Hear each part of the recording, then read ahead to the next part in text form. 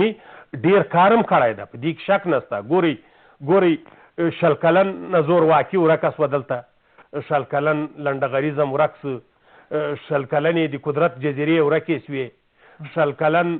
قتل و قتال و غلا و چور و فساد دا شکر ورک سوي دي، په دې کې شک نشته. دا د امارت اسلامي هغه لاسته راوړنې دي چې موږ نه په شل کاله کې نه بلکې پرته له د امارت اسلامي له پخوانۍ دورې چه په دا 45 کاله کې نه لرل.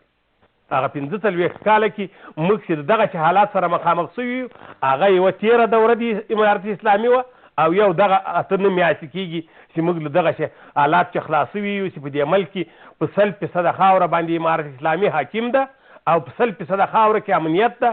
دا طبیعي خبره ده، په دې کې شک نشته چې د افغانستان غوندې په جغرافیه کې به یو قتل بم کېږي، یوه پیښه بم کېږي، یوه غلا بم کېږي او چې بیا موږ دومره